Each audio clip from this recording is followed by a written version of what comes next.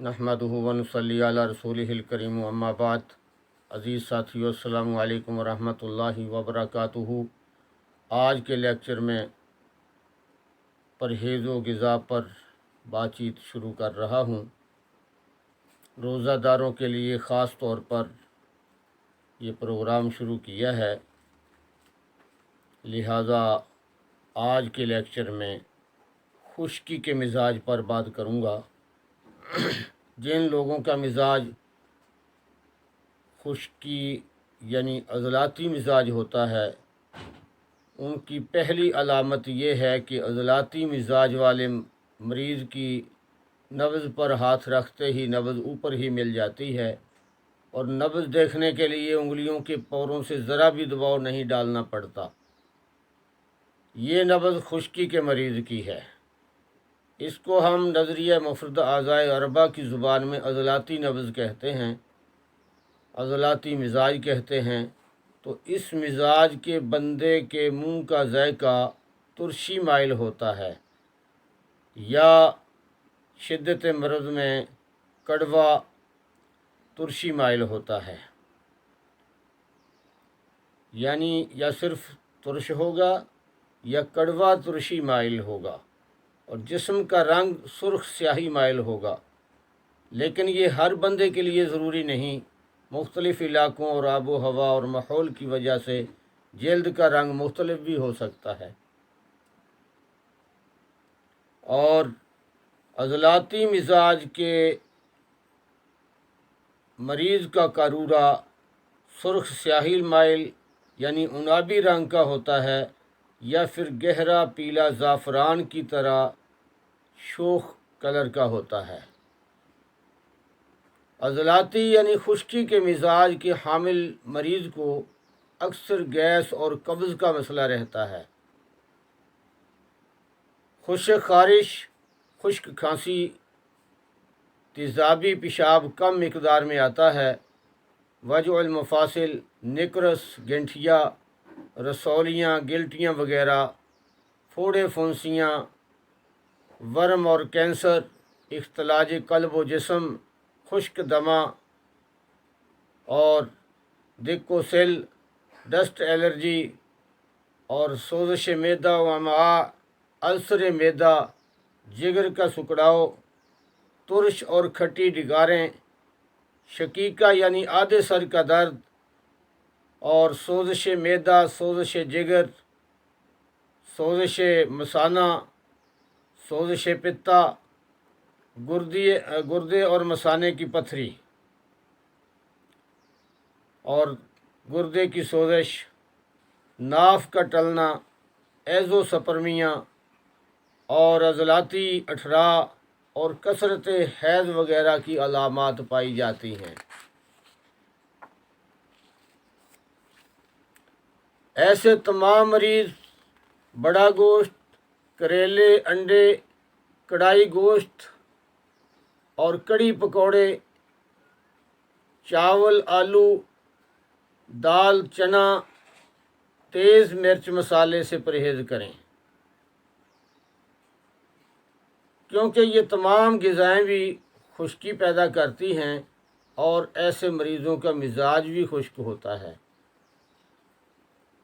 ऐसे तमाम मरीज़ अपने जिस्म में तरी पैदा करने के लिए देसी घी और मक्खन का बकसरत इस्तेमाल करें, बशर्ते कि वो मोटापा, कोलेस्ट्रोल, ट्राइग्लिसराइड और हाई ब्लड प्रेशर के मरीज़ ना हों। अगर उनको ये अमराज हैं तो देसी घी की बजाय अपने जिस्म में तरी पैदा करने के लिए रोगन बादाम और रोगन ज़ैतून इस्तेमाल कर सकते हैं। ऐसे मरीज़ों के लिए डालडा घी एक जहर की मानद है, तो डालडा घी की बजाय रोगन ज़ैतून या रोगन सरसों में खाना पकाएं। और सब्ज़ियों में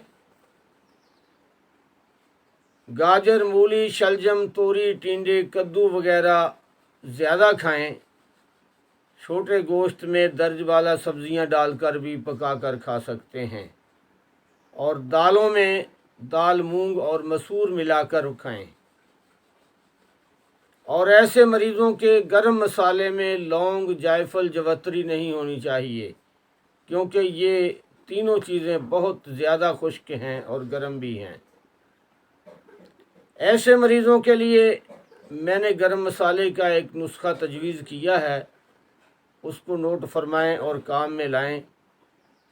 انشاءاللہ اس گرم مسالے سے بہت فائدہ ہوگا اور ان کی مزاج کے موافق یہ کام کرے گا۔ زیرہ سفید 1 پاؤ، دھنیا 1 پاؤ، ہلدی 100 گرام، سونڈ 100 گرام، دار چینی 50 گرام، کالی مرچ 50 گرام، ان کو کوٹ چھان کر گرم مسالہ بنا کر رکھیں اور سالن میں ڈالیں۔ اسی طرح ایک چٹنی کا نسخہ میں نے تجویز کیا ہوا ہے جو ایسے مریضوں کو بہت موافق آتا ہے اور ان کی بہت ساری امراض کا بھی کلا کما کرتا ہے۔ وہ نسخہ یہ ہے کہ پودینہ سبز اور دھنیا سبز اور سبز مرچ، ادرک اور زیرہ سفید اور نمک حسب ضرورت ملا کر کوٹ کر اس کی چٹنی بنائی جائے۔ اب یہ چٹنی 3 طرح سے استعمال ہو سکتی ہے، اسی طرح بھی استعمال ہو سکتی ہے، اور اس میں پیاز وغیرہ ڈال کر، لہسن ڈال کر اس کو گھی کے اندر فرائی کر کے بھی استعمال کیا جا سکتا ہے، اور اس چٹنی کو دہی کے اندر ملا کر بھی استعمال کیا جا سکتا ہے۔ جس طرح جس کو موافق آئے اور جیسا اس کا مزاج ہو، اسے اچھا لگے تو اس طریقے سے وہ استعمال کرے۔ اسی طرح گیس اور قبض کے لیے ایک فکی کا نسخہ دے رہا ہوں، اس کو نوٹ فرما لیں اور اس کو بنائیں۔ گیس قبض کے مریضوں کو بہت فائدہ ہوگا، روزہ داروں کو فائدہ ہوگا اور دعائیں دیں گے۔ ہلدی، ملٹھی، سونف، زیرہ سفید اور میٹھا سوڈا، ہر ایک چیز برابر وزن لے کر کوٹ چھان کر فکی بنا لیں۔ جو ہائی بلڈ پریشر کے مریض نہیں ہیں وہ اس میں ہلکی مقدار میں نمک سفید بھی ڈال سکتے ہیں۔ ایسے روزہ دار مریض جن کو خشکی کی تحریک ہوتی ہے، خشک مزاج والے ہوتے ہیں، ان کو چاہیے کہ وہ روزانہ نہائیں اور جسم پر روغن سرسوں یا روغن زیتون کی مالش بھی کریں۔ اور آخری بات یہ ہے کہ افطاری میں زیادہ ٹھنڈا پانی استعمال کرنے سے پرہیز کریں۔ خاص طور پر زیادہ ٹھنڈے پانی اور زیادہ میٹھے شربت کے ساتھ روزہ افطار کرنے سے معدہ، جگر، گردے، مثانے وغیرہ پر بہت برا اثر پڑتا ہے، اور پھر اس سے آگے اور پیچیدہ امراض پیدا ہوتی ہیں۔ لہذا دودھ کی نمکین لسی یا ہلکی نمکین سکنجبین یا شربت بادام اور شربت بزوری بالکل ہلکا میٹھا اور ہلکا ٹھنڈا استعمال کریں۔ اگلی ویڈیو کے اندر گرم مزاج مریضوں کے لیے پرہیز و غذا بتائی جائے گی۔ تو تمام سامعین کرام سے گزارش ہے کہ میرے یوٹیوب چینل طب صدیقی کو سبسکرائب اور لائک کریں تاکہ آپ کو اگلی ویڈیو بر وقت مل سکے۔ فقط و سلام، حکیم محمد یاسین صدیقی، نقشبندی۔